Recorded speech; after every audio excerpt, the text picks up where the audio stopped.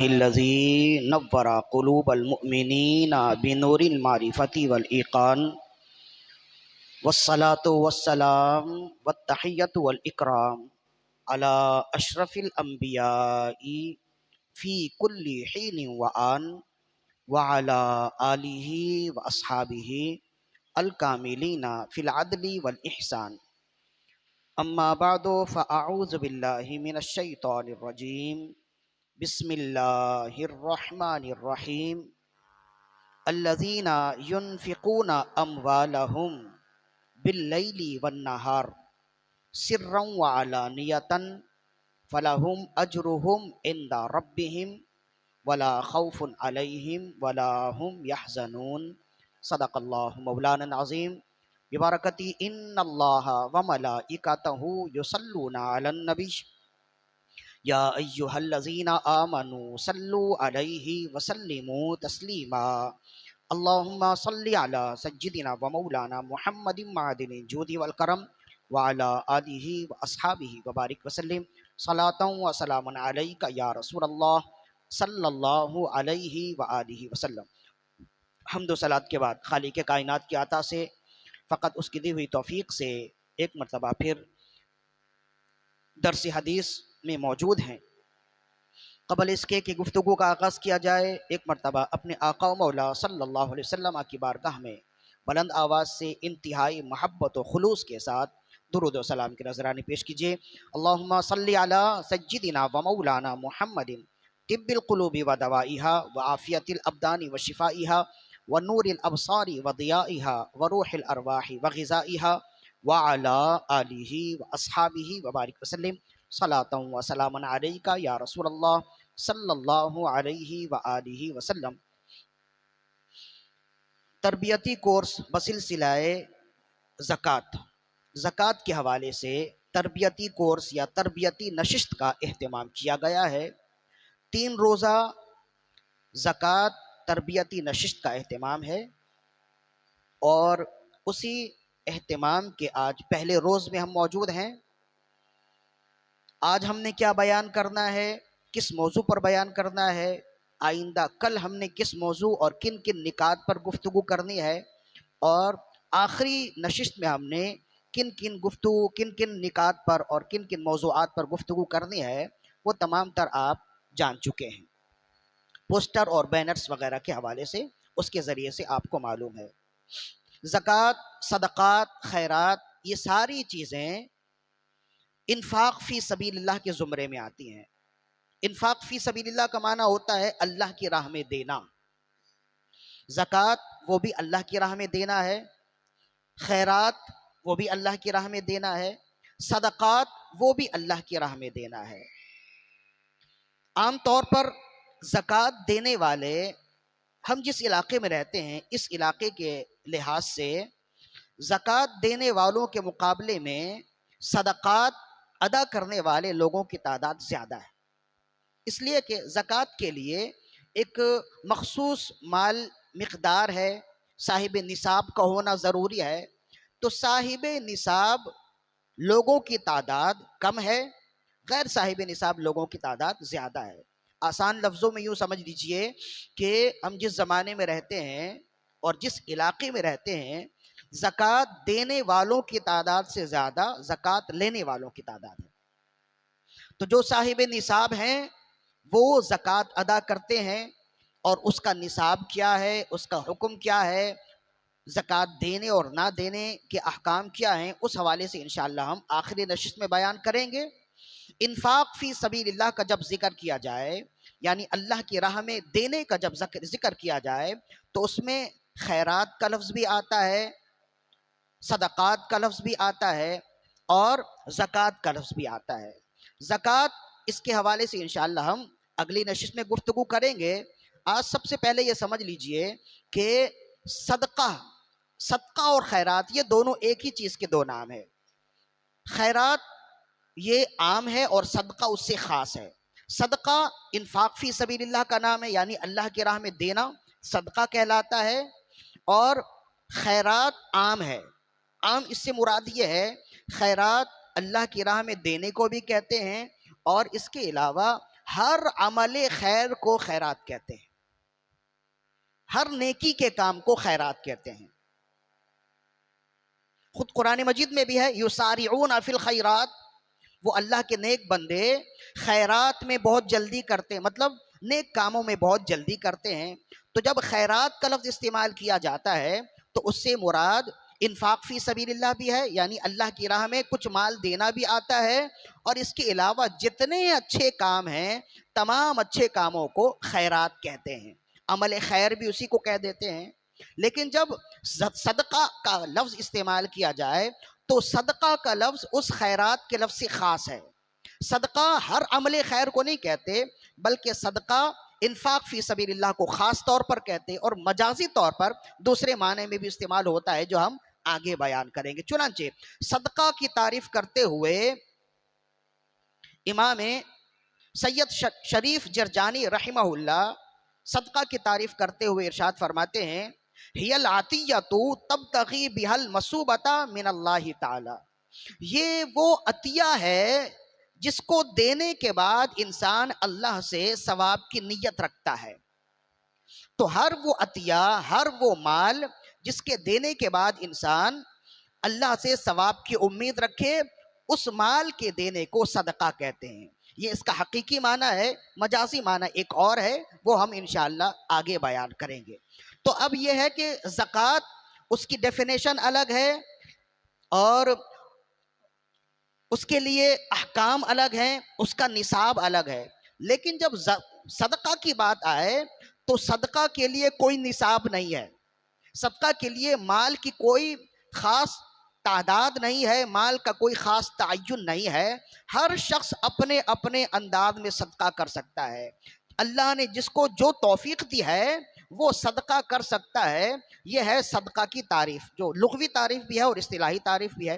اب اس کی برکت کیا ہے، اس کی خاصیت کیا ہے اور اس کا حکم کیا ہے، اس حوالے سے خود قرآن مجید میں موجود ہے جو ہم نے خطبے میں تلاوت کی۔ اللہ تعالیٰ نے ارشاد فرمایا الذین ينفقون فی سبیل اللہ الذین ينفقون اموالہم باللیل والنہار، اللہ کے نیک بندے وہ ہیں جو اللہ کی راہ میں خرچ کرتے ہیں رات میں اور دن میں، سرًا وعلانیۃً، چپکے چپکے خرچ کرتے ہیں اور لوگوں کو دکھا کے بھی خرچ کرتے ہیں۔ فَلَهُمْ أَجْرُهُمْ عِنْدَ رَبِّهِمْ، پس جو لوگ اللہ کی راہ میں خرچ کرتے ہیں ان کے لیے اللہ کے پاس ان کا اجر یہ ہے وَلَا خَوْفٌ عَلَيْهِمْ وَلَا هُمْ يَحْزَنُونَ، کہ انہیں کوئی خوف نہیں ہوگا اور نہ ہی وہ کبھی غمزدہ ہوں گے، یعنی انہیں آخرت کا خوف نہیں ہوگا اور پیچھے انہوں نے کوئی برے اعمال کیے نہیں ہوں گے جس کی وجہ سے انہیں غم ہو۔ غم ماضی کے کسی عمل کے کرنے کو کہتے ہیں اور خوف استقبال کے کسی عمل کے لیے ہوتا ہے۔ تو اللہ نے فرمایا جو اللہ کی راہ میں خرچ کرنے والے لوگ ہیں، جو صدقہ و خیرات کرنے والے ہیں، ان سے اللہ تعالیٰ ان کی زندگی میں ایسی برکتیں رکھ دیتا ہے کہ ان سے کوئی ایسا کام ہوتا ہی نہیں ہے کہ اس کام کو یاد کر کے ماضی میں کوئی ایسا غلط کام ہوا ہو کہ اس کام کو یاد کر کے انہیں شرمندگی کا سامنا کرنا پڑے، انہیں کسی طرح کا غم ہو، ایسا کوئی کام اللہ تعالیٰ ان کی ذات سے ہونے نہیں دیتا۔ اور چونکہ انہوں نے زندگی بھر صدقہ کی برکت سے زندگی بھر اللہ کی اطاعت اور فرما برداری کے کام کیے ہوتے ہیں، اس وجہ سے آخرت کا انہیں کوئی خوف بھی نہیں ہوتا۔ تو فرمایا جو لوگ انفاق فی سبیل اللہ کرنے والے ہیں، جو اللہ کی راہ میں دینے والے ہیں، ان کے لیے نہ کوئی خوف ہے اور نہ ہی کوئی غم ہے، یعنی اللہ تعالیٰ ان کی زندگی میں ایسی برکتیں رکھ دیتا ہے، ماضی بھی ان کا اچھا ہوتا ہے، حال بھی اچھا ہوتا ہے اور آئندہ استقبال ہی ان کے لیے پاکیزہ ہوتا ہے۔ تو یہ انفاق فی سبیل اللہ کی برکت یہاں بیان کی گئی، اور اس کے ساتھ ساتھ ایک بات اور ہے جو خاص ہے، یعنی صدقہ دینا، اس کی برکتیں یہ موجود ہیں، لیکن صدقہ کے ساتھ اللہ تعالیٰ نے یہ لفظ بھی استعمال فرمایا کہ وہ لوگ صدقہ دیتے ہیں، رات میں بھی دیتے ہیں اور دن میں بھی دیتے ہیں، چھپا کر بھی دیتے ہیں اور اعلانیہ بھی دیتے ہیں۔ یعنی صدقہ ہر حال میں دیا جا سکتا ہے۔ اب انسان کی دلی کیفیت کے حوالے سے ہے، اگر کوئی شخص لوگوں کے سامنے دکھا کر اس وجہ سے دیتا ہے کہ لوگ اسے بہت دیالو سمجھیں گے، لوگ اسے بڑا سخی سمجھیں گے، لوگ اسے بہت لوگوں کا خیر خواہ سمجھیں گے، لوگوں کے دلوں میں اس کا روب ہوگا، لوگوں کی زبانوں پر اس کی سخاوت کے چرچے ہوں گے، اگر کوئی شخص لوگوں کو دکھا کر اس طرح سے خیرات کرتا ہے تو اس کا یہ عمل بھی بیکار گیا اور یہ خیرات بھی بیکار گیا، اسے اس کا کوئی ثواب نہیں ملے گا۔ لیکن اگر کوئی شخص لوگوں کو اس وجہ سے دکھاتا ہے، اس کی نیت یہ ہے کہ میں لوگوں کو اس وجہ سے دکھا کر اللہ کی راہ میں خیرات کر رہا ہوں کہ جب لوگ مجھے دیکھیں گے تو میری دیکھا دیکھی وہ بھی اللہ کی راہ میں دیں گے، تو یہ اکابرین کے لیے ہوتا ہے، اصاغرین کے لیے نہیں۔ جو اکابرین ہوتے ہیں، جو بڑے ہوتے ہیں، ان کے لیے یہ حکم ہے کہ وہ کبھی کبھار اپنے نیک کام لوگوں کے سامنے ظاہر کر دیں، تاکہ جو اصاغرین ہیں، جو ان کے متبعین ہیں، جو مقتدی ہیں، جو مریدین ہیں، اپنے پیر و مرشد کا نیک کام جو چھپا ہوا تھا وہ جب وہ ظاہر کر دیں گے تو جو مقتدی ہیں، جو ان کے معتقدین ہیں، جو مریدین ہیں، وہ کہیں گے پیر و مرشد جب یہ کام کرتے تھے تو ہمیں بھی کرنا چاہیے۔ تو اکابرین کے لیے یہ حکم دیا گیا ہے کہ وہ کبھی کبھار اپنے نیک کام لوگوں میں ظاہر کر دیا کریں، جیسے کہ حضرت عبداللہ ابن عمر رضی اللہ عنہما کے بارے میں آتا ہے کہ جب آپ قربانی کا جانور خریدتے تو اپنے غلام سے کہتے کہ مدینے کی گلیوں میں گھماؤ اور لوگوں کو بتاؤ یہ ابن عمر کا جانور ہے۔ حالانکہ یہ تو نیک کام ہے نا، اس کو چھپانا چاہیے، تو آپ کی نیت کیا تھی کہ وہ صحابی رسول ہیں، مقتدا ہیں، پیشوا ہیں، تو جب لوگ یہ سنیں گے کہ ابن عمر کا جانور اتنا اچھا ہے، اتنا خوبصورت ہے، تو ان کے دل میں بات آئے گی کہ جب صحابی رسول اتنا عمدہ اور اچھا جانور خریدتے ہیں تو ہمیں بھی اتنا عمدہ اور اچھا جانور خریدنا چاہیے۔ تو اکابرین کے لیے یہ حکم دیا گیا ہے، اصاغرین کے لیے یہی راہ نجات ہے کہ وہ اپنا صدقہ، اپنا خیرات اور ہر عمل خیر چھپا کر کریں، اس لیے کہ دل پلٹتے ہوئے کبھی دیر نہیں لگتی۔ کبھی ایسا ہو کہ دل میں دکھاوے کی نیت آ گئی تو سارے اعمال ختم ہو جائیں گے، اس لیے کہ ہم تو اصاغرین میں سے ہیں نا، اس وجہ سے ہمیں یہ حکم دیا گیا۔ اور اس آیت میں بھی آپ دیکھیے تو اسی طرف اشارہ ملتا ہے۔ اللہ تعالیٰ نے ارشاد فرمایا الذین ینفقون اموالہم باللیل والنہار، اللہ کے نیک بندے وہ ہیں جو اللہ کی راہ میں خرچ کرتے ہیں رات میں اور دن میں، سرًا وعلانیۃً، خفیہ طریقے سے چھپا کے بھی خرچ کرتے ہیں اور دکھا کے بھی خرچ کرتے ہیں، دونوں طرح سے خرچ کرنے کا یہاں اندازہ بتایا، دونوں طرح سے خرچ کرنے کا ذکر فرمایا۔ لیکن اگر آپ غور کریں تو رات میں بھی اللہ کی راہ میں خرچ کرتے ہیں، دن میں بھی اللہ کی راہ میں خرچ کرتے ہیں، دونوں طرح سے خرچ کرنے کا ذکر بتایا وہ اعلانیہ بھی خرچ کرتے ہیں، چھپا کے بھی خرچ کرتے ہیں، دونوں طرح سے خرچ کرنے کا ذکر کیا، لیکن دن کے ذکر سے پہلے رات کا ذکر کیا، اعلانیہ ذکر سے پہلے خفیہ کا ذکر کیا، تو جس کی اہمیت زیادہ ہے اس کا ذکر پہلے کیا۔ یعنی فرمایا کہ نیک بندے وہ ہیں جو رات میں بھی خرچ کرتے ہیں، دن میں بھی خرچ کرتے ہیں، تو قرآن کے جیسے ترجمے میں حسن ہے ویسے ہی اس کی ترتیب میں بھی حسن ہے۔ ایسا نہیں ہے کہ ہم بسا اوقات گفتگو کرتے ہیں تو اتفاقی طور پر بعض جملے نکل جاتے ہیں جو غیر ترتیب ہوتے ہیں یا کبھی ترتیب وار ہو جاتے ہیں۔ قرآن مجید کی کوئی آیت اتفاقی نہیں ہے، کوئی آیت کا کوئی زبر و زیر پیش اتفاقی نہیں ہے، تمام تر چیزیں التزامی ہیں، جو ہے جیسا ہے وہ التزامن ہے، ہر زبر اور ہر زیر التزامن ہے۔ قرآن کے جیسے ظاہری معنوں سے اور ترجمے سے ہمیں ہدایت ملتی ہے، ویسی اس کے ترتیب سے بھی ہمیں ہدایت ملتی ہے۔ محمد رسول اللہ والذین معہ اشداء علی الکفار رحماء بینہم، محمد صلی اللہ علیہ وسلم اللہ کے رسول ہیں اور ان کے ساتھ جو لوگ ہیں وہ کفار پر سخت ہیں اور آپس میں رحم کرنے والے ہیں۔ بتایا کہ جو محمد رسول اللہ صلی اللہ علیہ وسلم کے متبعین ہیں، جو آپ کے امتی ہیں، ان کی شان یہ ہے کہ کفار پر سختی کرتے ہیں اور اپنے بھائیوں پر، مسلمانوں پر نرمی کرتے ہیں۔ لیکن کفار پر سختی کا ذکر پہلے کیا، مسلمانوں کے ساتھ نرمی کا ذکر بعد میں کیا۔ ترتیب میں یہ حسن ہے اور یہ بتاتا ہے کہ تم اس وقت تک اپنے بھائیوں کے ساتھ نرمی کر نہیں سکتے جب تک تمہارے دل میں کفار سے سختی نہ آ جائے۔ پہلے تمہیں کفار کے ساتھ سختی کرنی ہوگی، پھر اس کے بعد آپس میں خود بخود نرمی آ جائے گی، اور اقبال کے اس شعر کے مصداق ہو جائیں گے، ہو حلقہ یاراں تو ریشم کی طرح نرم، رزم حق و باطل ہو تو فولاد ہے مومن۔ تو یہ قرآن مجید کا حسن ہے۔ جو قرآن پڑھتے ہیں، ایسے ہی تو نہیں ہم نے دیکھا کہ اکابرین امت زندگی بھر قرآن پڑھنے میں ہی لگا دیتے ہیں، انہیں قرآن سے اتنا کچھ ملتا ہے کہ وہ پھر دیگر تمام تر چیزوں سے بے نیاز ہو جاتے ہیں۔ اتنا لطف آتا ہے، اتنا مزہ آتا ہے، جسے قرآن کی مٹھاس مل جائے پھر اسے کسی اور مٹھاس کی ضرورت نہیں ہے۔ ضرورت اس امر کی ہے کہ قرآن کی جانب آئے تو صحیح۔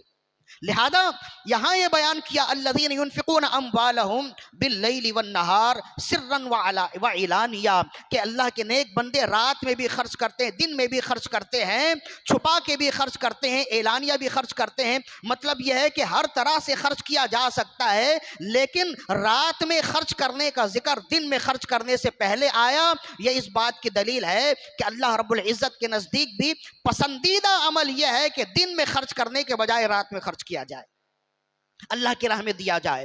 اور خفیہ صدقہ کرنے کا ذکر پہلے آیا، اعلانیہ صدقہ کرنے کا ذکر بعد میں آیا۔ ترتیب میں یہ حسن موجود ہے، ترتیب میں یہ ہدایت ہے کہ اللہ عز و جل کے نزدیک ہر طرح کا صدقہ پسندیدہ ہے، لیکن زیادہ پسندیدہ صدقہ وہ ہے، زیادہ پسندیدہ انفاق فی سبیل اللہ وہ ہے جو چپکے کیا جائے، کہ ایک بندہ اگر اللہ کی راہ میں خرچ کرے، ایک ہاتھ سے خرچ کرے تو دوسرے ہاتھ کو خبر نہ ہو۔ یہ خفیہ صدقہ کرنا، تو دو چیزیں، ایک عمل تو ہم کر لیتے ہیں اللہ کی توفیق سے، اللہ کی راہ میں خرچ کرنا، کچھ نہ کچھ سخاوت ہمارے اندر ہے، لیکن اگر ہم خرچ کریں تو دل میں اس بات کا خیال آتا ہے، دل میں یہ لالچ ہوتی ہے، دل میں یہ شوق پیدا ہوتا ہے کہ میں نے یہ عمل کیا ہے تو دو چار بندے دیکھ بھی لیں۔ تو آپ دیکھتے نہیں ہیں کہ کس طرح سے انسان کی تذلیلی ہو رہی ہوتی ہے۔ بعض ایسے ادارے ان دنوں ایکٹیو ہو جاتے، اگر وہ ایک آٹے کی بوری بھی دیں تو 10 بندہ اس بوری کو پکڑے ہوئے ہوتا ہے، اور ایک غریب بندے کو وہ بوری دے رہا ہوتا ہے، اور وہ تصویر سوشل میڈیا پر وائرل کی جاتی ہے کہ دیکھو ہم کتنے سخی ہیں۔ تو اس طرح سے اگر کوئی سخاوت کرے تو نہ اس کا عمل اللہ کی بارگاہ میں مقبول ہے، اور نہ ہی اس کی سخاوت اللہ کی بارگاہ میں مقبول ہے، اس لیے کہ اس نے بندے کی خیر خواہی نہیں کی ہے، اصل میں اس نے اپنے نفس کی خیر خواہی کی ہے۔ تو صدقہ دینا ہے اللہ کی راہ میں پسندیدہ عمل ہے، اور سب سے زیادہ پسندیدہ عمل ہے کہ چپکے خیرات کی جائے۔ چنانچہ اسی بات کو بیان کرتے ہوئے نبی آخر الزمان محمد رسول اللہ صلی اللہ علیہ وسلم نے ارشاد فرمایا، کتنی خوبصورت حدیث ہے، حضرت انس بن مالک رضی اللہ عنہ اس حدیث کو روایت کرنے والے ہیں۔ امام ترمذی نے اس حدیث کو روایت کی، فرماتے ہیں کہ رسول اللہ صلی اللہ علیہ وسلم نے ارشاد فرمایا، اللہ رب العزت نے جب دنیا بنائی اور زمین کو پھیلا دیا، تو زمین تو پانی کے اوپر ہے نا، زمین کے نیچے تو پانی ہے نا، جب آپ زمین کھودتے ہیں تو پانی نکلتا ہے، ساری معدنیات زمین کے اندر ہی ہیں، تو زمین پانی کے اوپر ہے، کان عرش علی الماء، اللہ کا عرش بھی پانی کے اوپر ہے، تو زمین بھی پانی کے اوپر ہی ہے۔ بہت اس کی بڑی تحقیقات موجود ہیں۔ چنانچہ رسول اللہ صلی اللہ علیہ وسلم نے ارشاد فرمایا، جب اللہ رب العزت نے اپنی حکمت سے زمین بچھا دیے تو پانی کے اوپر زمین اس طرح سے ہچکولے کھانے لگی، اس طرح سے ہلنے لگی جیسے پانی کے اوپر کشتی ہلتی ہے، کشتی ڈولتی ہے، اسی طرح زمین بھی ہچکولے کھانے لگی، ہلنے لگی۔ تو کہتے ہیں کہ جب زمین ہلنے لگی تو اللہ نے زمین کو روکنے کے لیے زمین کے تمام اطراف میں کناروں میں اللہ نے پہاڑوں کو نصب کر دیا۔ وجعلنا الجبال اوتادا، اوتاد یہ وتد کی جمع ہے، وتد کہتے ہیں کیل کو۔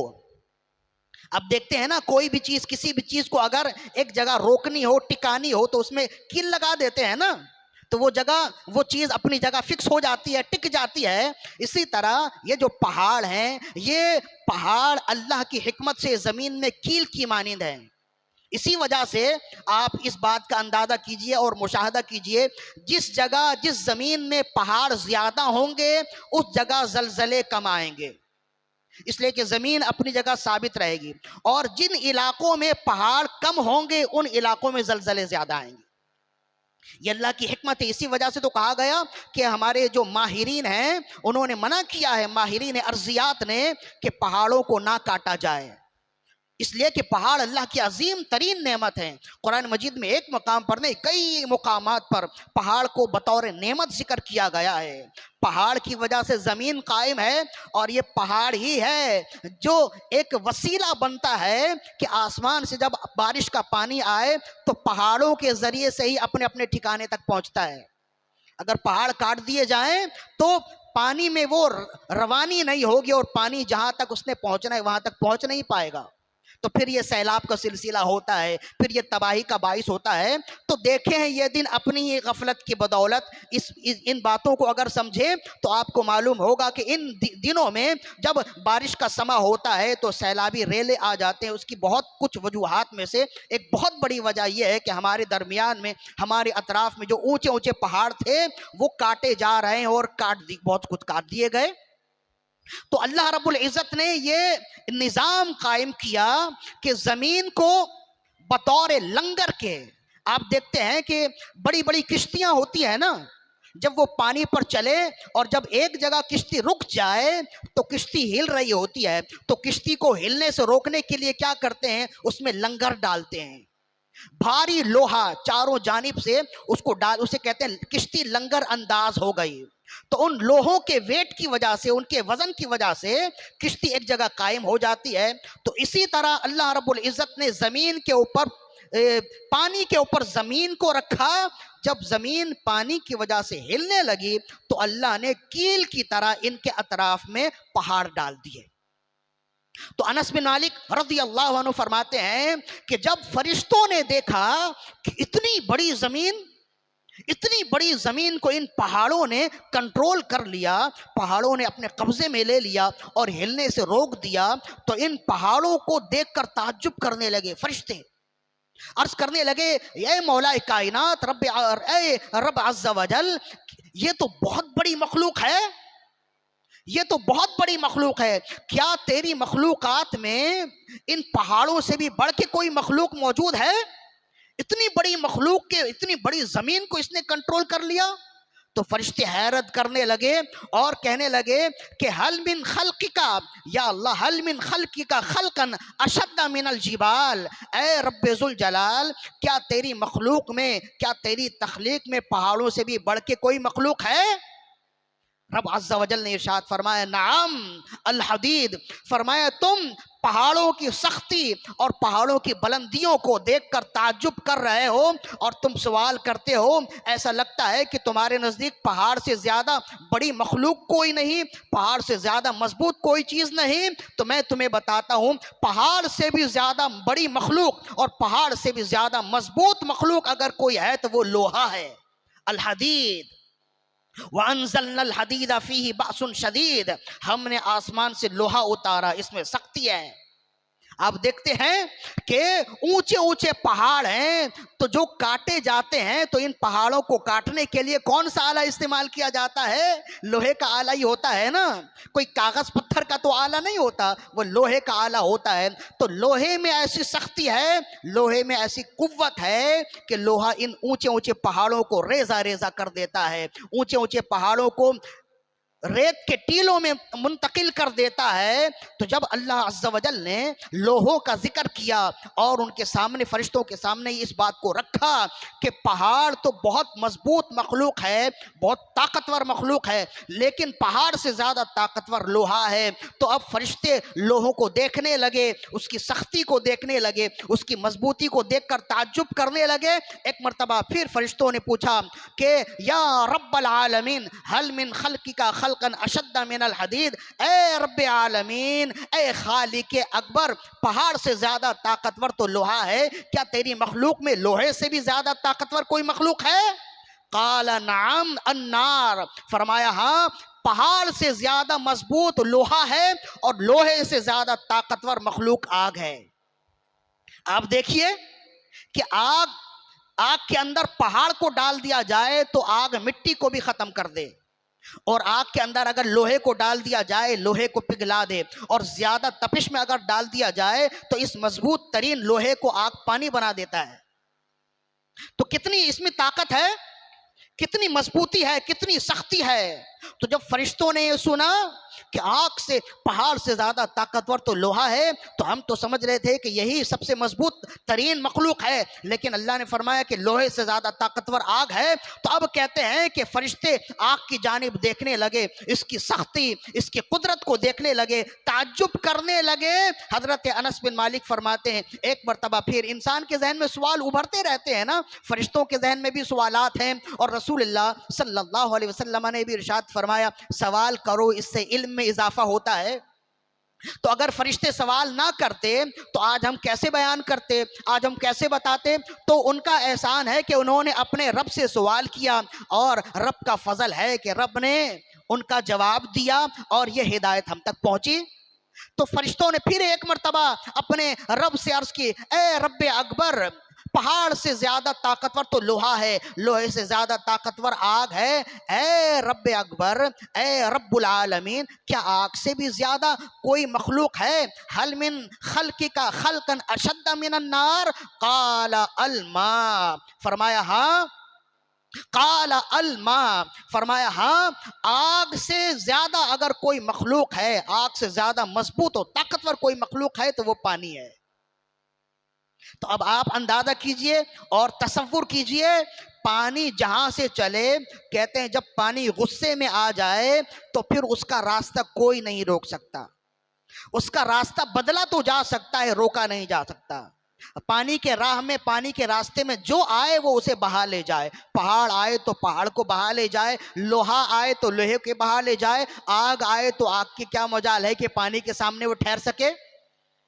تو فرمائے یہ مضبوط، اور اس میں ایسی طاقت ہے اس پانی میں کہ اسے اگر غصہ آ جائے، یہ اپنی طاقت دکھانے میں آ جائے تو نہ پہاڑ کی مضبوطی کو دیکھے اور نہ ہی لوہے کی سختی کو دیکھے، نہ ہی آگ کی حدت اور تپش کو دیکھے، یہ ہر چیز کو فنا کر دے۔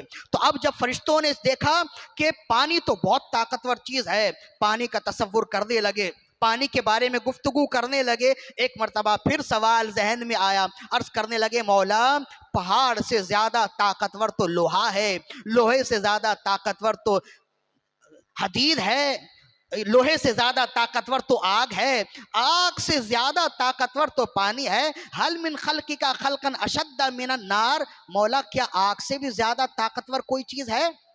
پانی سے بھی زیادہ، حل من خلقک اشد، حل من خلقک خلقا اشد من الماء، مولا کیا پانی سے بھی زیادہ طاقتور کوئی چیز ہے؟ قال نعم الہوا، فرمایا ہاں، اس سے بھی زیادہ طاقتور چیز ہے، اور وہ طاقتور ترین چیز ہوا ہے۔ اب آپ دیکھیے ہوا کا تصور کیجئے، تو قیامت جب قائم ہوگی تو قرآن مجید نے ایک جگہ نے کئی مقامات پر فرمایا ایسی ہوا چلے گی کہ اس ہوا کی وجہ سے پہاڑ روئی کے گالوں کی طرح ادھر ادھر اڑتے پھریں گے۔ جب پہاڑ کا یہ حال ہوگا تو مزید اور چیزوں کا کیا حال ہوگا؟ ہر چیز بکھر جائے گی تو ہوا میں ایسی طاقت ہے۔ اب ایک مرتبہ پھر فرشتوں نے کہا کہ اے رب العالمین، پہاڑ بہت طاقتور چیز ہے، پہاڑ بڑی طاقتور مخلوق ہے، پہاڑ سے زیادہ طاقتور مخلوق لوہا ہے، لوہے سے زیادہ طاقتور مخلوق آگ ہے، آگ سے زیادہ بڑی طاقتور مخلوق پانی ہے، پانی سے زیادہ اور بڑی طاقتور مخلوق ہوا ہے۔ حل من خلقک خلقا اشد من الہوا، اے رب العالمین، اے خالق اکبر، کیا ان تمام سے بڑھ کر بھی کوئی طاقتور ترین چیز ہے؟ فرمایا ہاں، طاقتور ترین چیز وہ ہے، وہ صدقہ ہے کہ بندہ ایک ہاتھ سے دے تو دوسرے ہاتھ کو خبر نہ ہو۔ وہ خفیہ صدقہ ہے کہ بندہ ایک ہاتھ سے دے تو دوسرے ہاتھ کو خبر نہ ہو۔ فرمایا کہ یہ صدقہ اور صدقہ دینے والا اتنا طاقتور ہے کہ اس کی طاقت کے مقابلے میں نہ ہوا ہے، نہ آگ ہے، نہ پانی ہے، نہ لوہا ہے، اور نہ ہی پہاڑ ہیں۔ ان تمام تر چیزوں سے زیادہ طاقتور ترین چیز خفیہ صدقہ کرنا ہے۔ تو رسول اللہ صلی اللہ علیہ وسلم نے جہاں طاقتور ترین مخلوقات کی فہرست ہمیں اس حدیث میں بیان فرمائی، وہیں خفیہ صدقہ کرنے کی فضیلت بھی بیان کی، اور فرمایا کہ صدقہ کرنا تو اللہ کو پسند ہے ہی، لیکن ایسے صدقہ کرے کہ ایک ہاتھ کو دے تو دوسرے ہاتھ کو خبر نہ ہو، یہ طاقتور ترین چیز ہے۔ اب یہ طاقتور ترین چیز کیسے ہے؟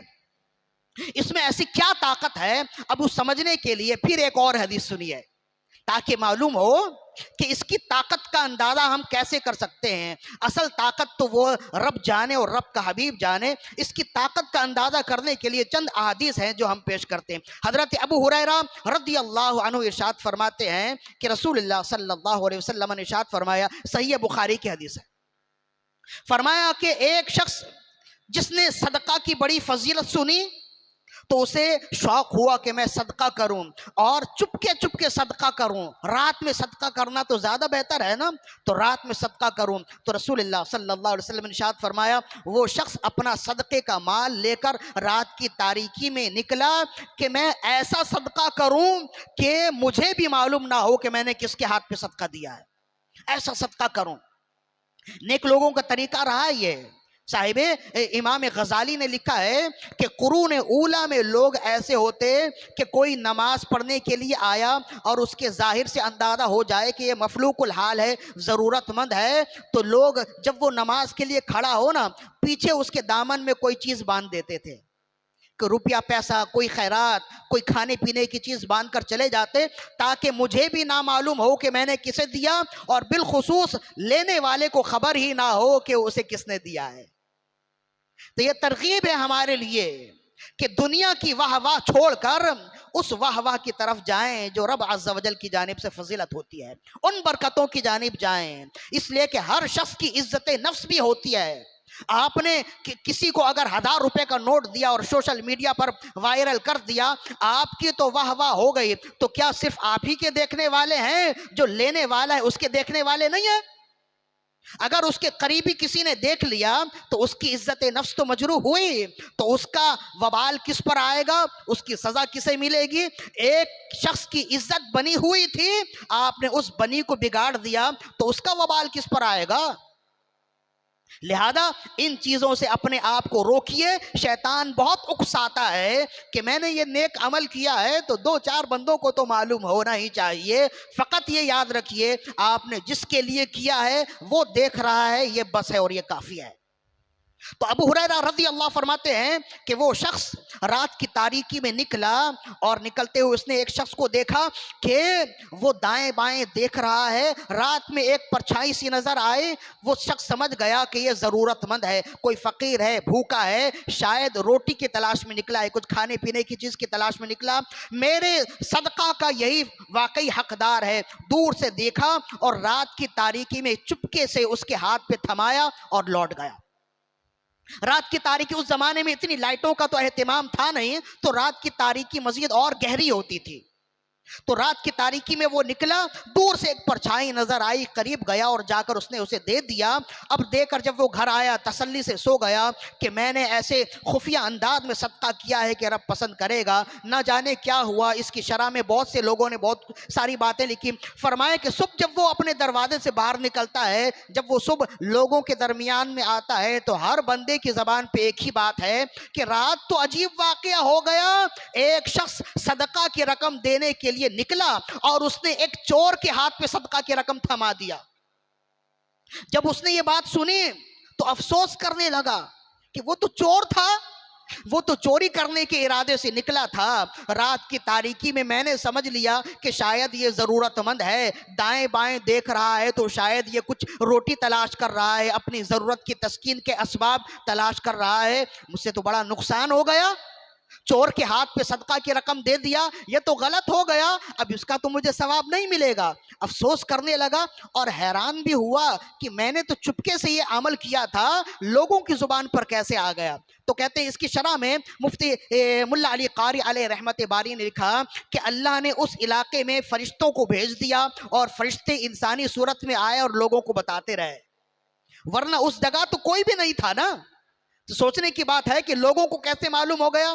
تو کہتے ہیں کہ فرشتوں کی انسانوں کی صورت میں فرشتے آئے اور انہوں نے بتا دیا، اس لیے کہ اللہ کو مزید اور بھی کچھ عجیب باتیں دکھانا لوگوں کو منظور تھا۔ تو کہتے ہیں وہ شخص تعجب کرنے لگا، افسوس بھی کرنے لگا، میری رقم برباد گئی، میرے پیسے بیکار چلے گئے۔ بہرحال پھر اس نے ہمت کی اور اس نے کہا کوئی بات نہیں ہے، اس رات میں پھر صدقہ کروں گا۔ وہ دوسری رات بھی نکلا، امام بخاری نے اس کو لکھا ہے، وہ دوسری رات بھی نکلا تو اس نے دور سے دیکھا کہ ایسا لگتا ہے کہ کوئی خاتون ہے، دائیں بائیں آگے پیچھے دیکھ رہی ہیں۔ وہ اس کے دل میں خیال آیا کہ بے شک یہ خاتون ضرورت مند ہے، ہو سکتا ہے کہ بچے بھوکے ہوں، بچوں کو گھر چھوڑ کر آئی ہے اور کچھ روٹی کے تلاش میں ہے، کچھ رزق کی تلاش میں ہے، کوئی ضروریات زندگی کے اسباب کے تلاش میں ہے، واقعی میرے صدقہ اور میری رقم کی یہ مستحق ہے۔ لہذا چپکے سے گیا اور اس کے ہاتھ پہ وہ رقم تھما کر الٹے پاؤں چلا گیا کہ اسے خود بھی خبر نہیں کہ اس نے کس کو دیا ہے، بس دور سے ایسا معلوم ہوا کہ کوئی خاتون ہے۔ اب جب گھر میں آ کر سویا تسلی سے کہ اللہ کی رحمت سے میں نے وہ عمل کر لیا جو عمل اللہ کو محبوب ہے، اللہ کے رسول کو محبوب ہے، اور وہ عمل ہے صدقہ کرنا، اور خفیہ طریقے سے صدقہ کرنا، سرن صدقہ کرنا، چھپا کر صدقہ کرنا۔ رات تسلی سے سویا، جب صبح وہ لوگوں کے بیچ میں آیا تو ہر شخص کی زبان پر ہے کہ رات تو عجیب بات ہو گئی، ایک طوائف، ایک زانیہ عورت اپنے گاہک کی تلاش میں تھی اور اپنے کام میں مصروف کہیں جا رہی تھی، نہ جانے ایسا کیا ہوا کہ ایک شخص نے اس کے ہاتھ پر صدقہ کی بھاری رقم تھما دی۔ جب یہ سنا تو اسے خیال آیا یہ عمل تو میں نے ہی کیا ہے، میں تو سمجھ رہا تھا کہ یہ خاتون کوئی ضرورت مند ہے، یہ تو برے معاشرے کی خاتون ہے، یہ تو برے عمل کے لیے نکلی تھی، یہ تو زانیہ ہے، یہ تو طوائف تھی۔ اب لہذا اب وہ افسوس کرنے لگا کہ میری یہ رقم بھی ڈوب گئی، میری یہ رقم بھی برباد ہو گئی، میں تو چپکے چپکے خیرات کرنا چاہتا ہوں، لیکن نہ جانے کیا ہے کہ کبھی تو چور کے ہاتھ میں لگ جائے، کبھی زانیہ کے ہاتھ میں لگ جائے۔ افسوس کرنے لگا۔ بہرحال اس نے پھر ہمت کی، اس نے کہا میں پھر خیرات کروں گا، میں پھر صدقہ کروں گا۔ اب رات نکلا، اس نے دیکھا کہ ایک شخص اور بھی اسے دور سے نظر آیا، پرچھائی سے نظر آئے، اس کے دل میں یہ خیال آیا کہ واقعی یہ ضرورت مند ہوگا۔ چپکے سے اس کے ہاتھ پہ رقم تھمائی اور پھر وہ الٹے پاؤں چلا گیا، تسلی سے سو گیا۔ اب جب صبح اٹھا تو لوگوں کی زبان پر ہے کہ ایک مالدار شخص اپنے کام پر جا رہا تھا، جو خود زکوٰۃ دینے والا ہے، مالدار ہے، نہ جانے کس نے اس کے ہاتھ پر صدقہ کی رقم تھما دی ہے۔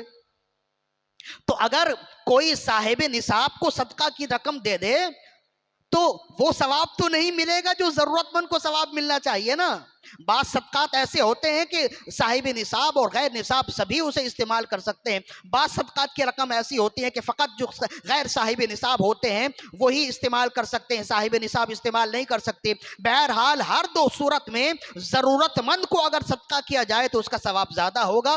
اب یہ افسوس کرنے لگا میں تو کسی بھوکے کی تلاش میں نکلا، میں کسی ضرورت مند کی تلاش میں نکلا تھا، اور میرا ارادہ تھا، میری نیت تھی کہ خفیہ صدقہ کروں گا، لیکن نہ جانے میرے ساتھ یہ کیا ہو رہا ہے کہ کبھی تو چور کے ہاتھ پر صدقہ کی رقم چلی گئی، کبھی تو ایک زانیہ کے ہاتھ پہ، اور کبھی ایک صاحب مال اور مالدار کے ہاتھ میں۔ افسوس کرنے لگا، کہنے لگا اب تو میرے پاس مزید اور رقم بھی نہیں ہے کہ میں مزید اور صدقہ و خیرات کروں۔ افسوس کرنے لگا کہ جس طرح سے اللہ کو پسند ہے، اللہ کے حبیب کو صدقہ دینا پسند ہے، میں وہ عمل کر نہ پایا، مجھ سے وہ عمل ہو نہ سکا۔ کہتے ہیں کہ افسوس کرتا ہوا وہ سو گیا تو رات خواب میں کسی نے کہا، ایک روایت میں ہے کہ جاگتی آنکھوں سے اس نے سنا کہ کوئی کہنے والا کہہ رہا ہے کہ خاطر کبیدہ نہ ہونا، افسوس نہ کرنا، اپنے دل کو چھوٹا نہ کرنا، تم نے اپنے طریقے سے تو اپنی نیت کے مطابق عمل کر لیا ہے، اب وہ الگ بات ہے کہ کبھی چور کے ہاتھ، کبھی زانیہ کے ہاتھ، کبھی صاحب مال کے ہاتھ میں چلا گیا، لیکن یہ یاد رکھنا تمہارا صدقہ رب کی بارگاہ میں مقبول ہے، اور رب نے تمہارے صدقہ کو ایسا پسند کیا ہے کہ جو چور کے ہاتھ میں صدقہ گیا تو اس رقم کے صدقے میں اللہ نے اسے چوری سے توبہ کی توفیق دے دی ہے۔ زانیہ کے ہاتھ پہ وہ رقم گیا تو زانیہ کے ہاتھ پہ وہ پیسے گئے تو اللہ نے ان پیسوں کی برکتوں سے زانیہ کو توبہ کی توفیق دے دی، اب وہ باحیا پردے دار خاتون ہو گئی ہے، اور اللہ نے صاحب نصاب کے ہاتھ پر جو تم نے پیسے دیے ان پیسوں کی برکت سے اللہ نے صاحب نصاب کو وہ برکت دی ہے کہ اب وہ بھی زکوٰۃ دینے والا ہو گیا۔ پہلے وہ زکوٰۃ نہیں دیتا تھا، تمہاری رقم کی برکتوں سے اللہ نے اسے بھی زکوٰۃ دینے پر مامور کر دیا ہے۔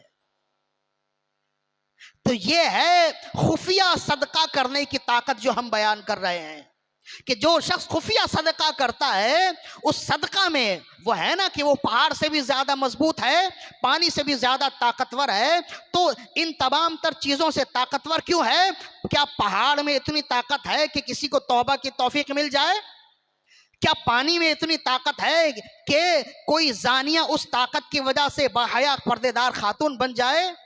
کیا مزید اور طاقتور چیزوں میں ایسی طاقت ہے کہ اس کی وجہ سے کوئی بد کردار شخص باحیا بن جائے، صاحب کردار بن جائے؟ ایسی کوئی طاقت نہیں ہے۔ اگر طاقت ہے تو خفیہ صدقہ کے اندر یہ طاقت موجود ہے۔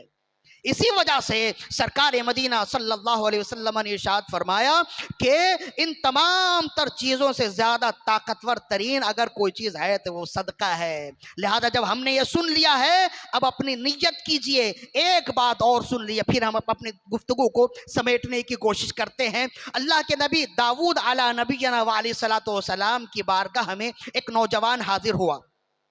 امام صفوری نے اس کو لکھا کہ ایک نوجوان حاضر ہوا، شادی کے پہلی رات ہی اس نے یہ مناسب سمجھا کہ اللہ کے نبی کی زیارت کر لوں، ان سے دعائیں لے لوں، پھر اپنے کمرے میں جاؤں، اپنے گھر میں جاؤں۔ تو کہتے ہیں کہ ان سے دعائیں، جیسے کہ پیر و مرشد کی بارگاہ میں آتے ہیں، بعض اچھے لوگ ہوتے ہیں، با کردار ہوتے ہیں، صاحب کردار ہوتے ہیں، تو شادی سے پہلے امام صاحب کی خدمت میں بھی آتے ہیں، ان سے دعائیں لیتے ہیں، اور یہ ساری چیزیں ہونی چاہیے۔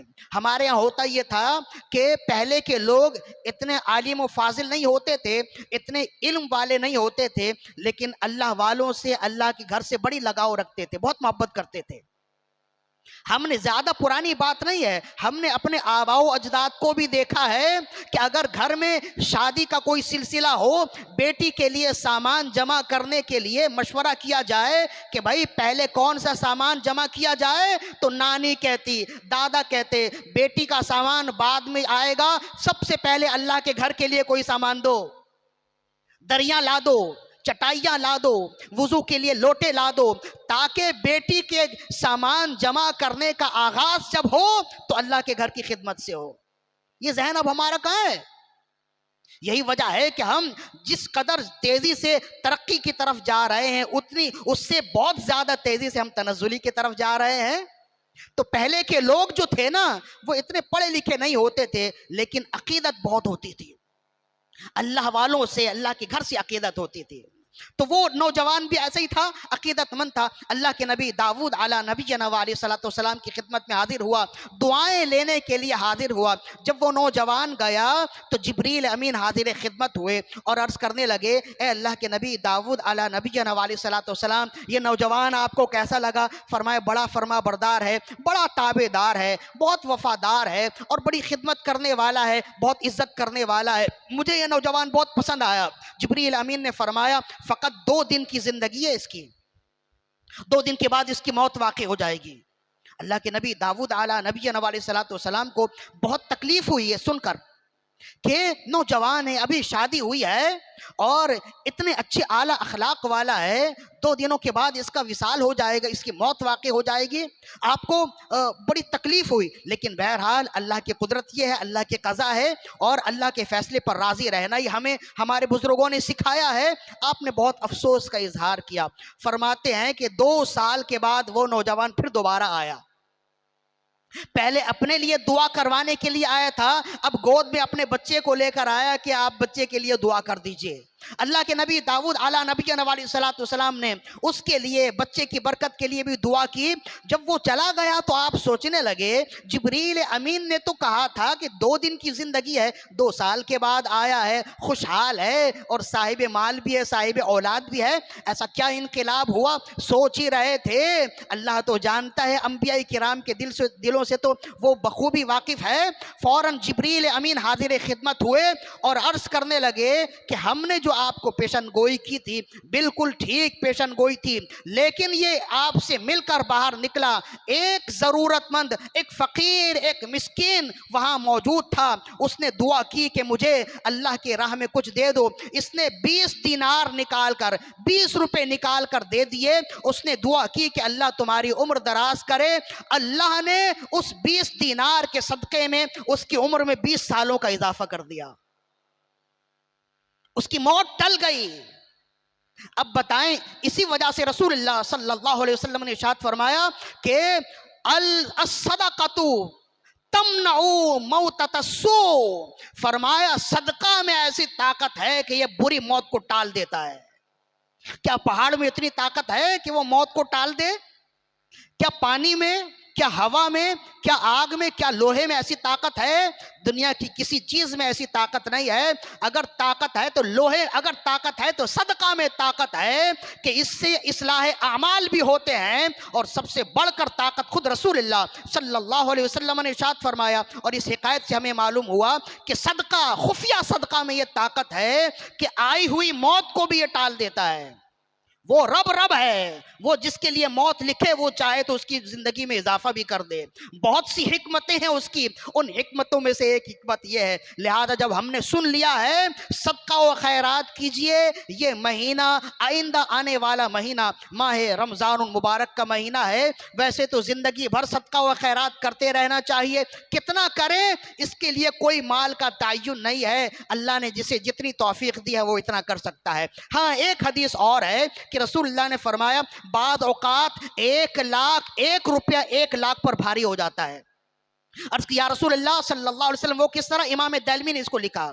فرمایا وہ اس طرح کہ ایک مانگنے کے لیے آیا، بندے نے دیکھا اس کی جیب میں 2 ہی روپے ہیں، اس نے 1 روپیہ نکال کر اللہ کی راہ میں دے دیا. اور دوسرا یہ ہے کہ ایک مانگنے والا آیا، بندہ اپنے گھر گیا، تجوری میں لاکھوں لاکھ پیسے رکھے ہوئے، اس نے 1 لاکھ روپے نکال کر دے دیا. فرمائے اس نے جو 1 لاکھ دیا ہے اس کا درجہ کم ہوگا، جس نے 1 روپیہ دیا اس کا درجہ زیادہ ہوگا. لہذا خوب صدقہ و خیرات کیجئے، زندگی بھر صدقہ و خیرات کیجئے. اس سے موت بھی ٹلتی ہے، بیماریاں بھی ٹلتی ہیں. ایک حدیث میں آتا رسول اللہ صلی اللہ علیہ وسلم نے ارشاد فرمایا اپنی بیماریوں کا علاج اللہ کی راہ میں صدقہ دے کر کیا کرو. امام منذری نے الترغیب و ترہیب میں اس کو لکھا ہے. یعنی کوئی اگر ایسا ہے جو بیمار ہے اور ٹھیک ہوتا ہی نہیں ہے تو پھر اللہ کی راہ میں صدقہ و خیرات کرنا شروع کرے. آپ اس حدیث پر یقین رکھیے اللہ رب العزت ہر طرح کی بیماری دور کر دے گا. جب صدقہ کی برکت سے موت ٹل سکتی ہے تو بیماری کیا چیز ہے. لہذا میرا پیغام یہی ہے، ساری زندگی صدقہ و خیرات کیجئے، سال کے ہر دن اور ہر مہینے میں کیجئے. بالخصوص چونکہ ماہ رمضان کا مہینہ ایسا ہوتا ہے کہ یہ نیکیوں کے سیزن کا مہینہ ہوتا ہے. نیکیوں کا بھاؤ بڑھ جاتا ہے، نیکیوں کی قیمت بڑھ جاتی ہے نا. نفل کا ثواب فرض کے برابر، فرض کا ثواب 70 گنا زیادہ ہو جاتا ہے۔ اس وجہ سے ماہ رمضان میں لوگ زکوٰۃ نکالنا پسند فرماتے ہیں، صدقات زیادہ دیتے ہیں۔ لہذا ماہ رمضان آنے والا ہے، اس مہینے میں زکوٰۃ کا بھی اہتمام کیجئے اور صدقات کا اہتمام کیجئے۔ زکوٰۃ نکالنے والے کم ہیں اس لیے کہ وہ صاحب نصاب ہوتے ہیں، اس کے لیے کوئی نصاب کی ضرورت نہیں ہے۔ اللہ نے آپ کو جتنا دیا ہے اپنی توفیق سے دیجئے، اور اس امید اور یقین کے ساتھ دیجئے کہ اللہ رب العزت اس صدقہ کے بدلے میں اگر بیمار ہوں تو اللہ مجھے ٹھیک کر دے گا، اور اگر ٹھیک ہوں تو اللہ تعالیٰ مجھے بیماری سے محفوظ رکھے گا۔ اس زمانے میں اگر کوئی دوائیوں کی محتاجیوں سے محفوظ رہے، بہت بڑی نعمت ہے اس کے لیے۔ لہذا یہ تو ہے، اب صدقہ و خیرات دیں کس کو، تفصیل ہم آگے بھی بیان کریں گے۔ ہم نے اس وجہ سے یہ بیان کیا ہے تاکہ ماہ رمضان میں ضرورت مندوں کی تعداد بھی بہت ہوتی ہے، لہذا سب سے بہتر تو یہ ہوتا ہے، اس کو کوئی بھی بائی پاس نہیں کر سکتا کہ رسول اللہ نے فرمایا اپنے قریبی گھر والوں کو دیکھو، اپنے بھائی بہنوں کو دیکھو، اپنے قریبی لوگوں کو دیکھو، وہ اگر ضرورت مند ہیں تو انہیں صدقہ و خیرات کرو۔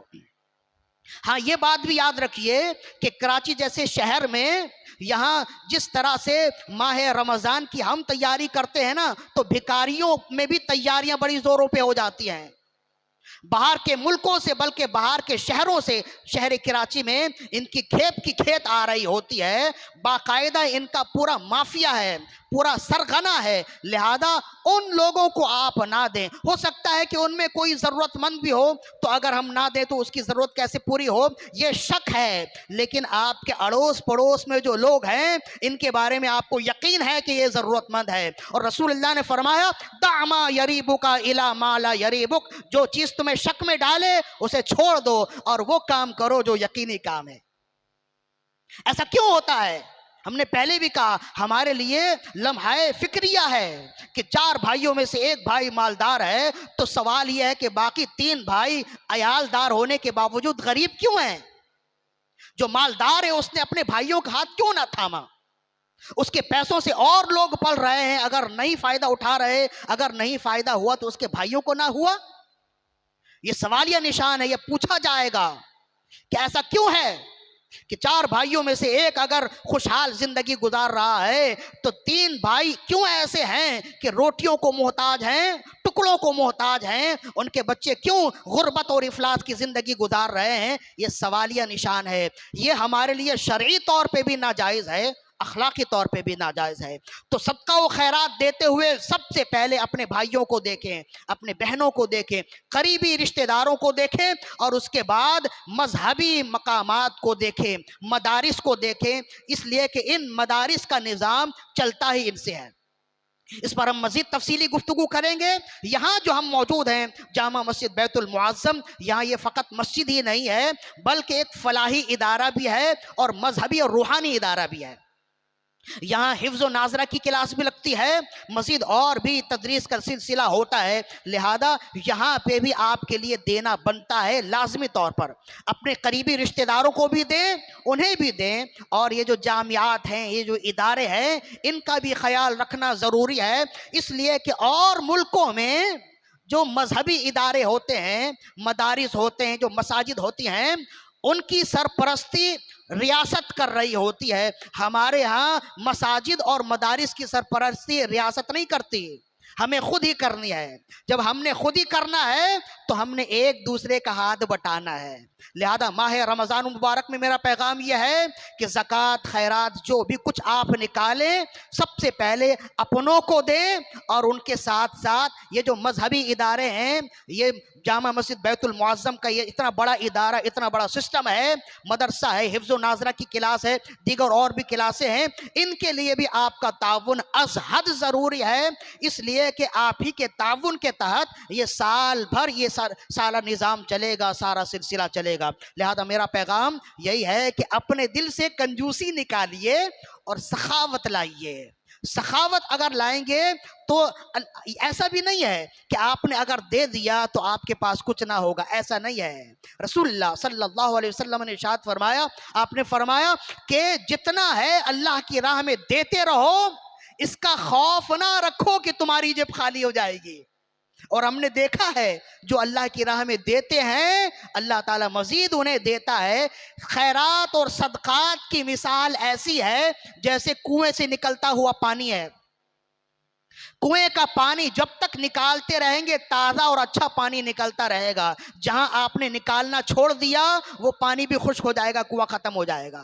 بالکل اسی طرح جب تک آپ کی جیب سے پیسے نکلتے رہیں، اللہ کی راہ میں خیرات ہوتے رہیں، مزید اور تازہ رقم آپ کی جیب میں آتی رہے گی۔ جہاں آپ نے یہ سمجھ کے روک دیا کہ یہ تو پیسے میرے ہیں، میں کسی دوسرے کو کیوں دوں، جہاں آپ کے ذہن میں یہ بات آئی پھر وہی پیسے ہوں گے، مزید آمد ختم ہو جائے گی۔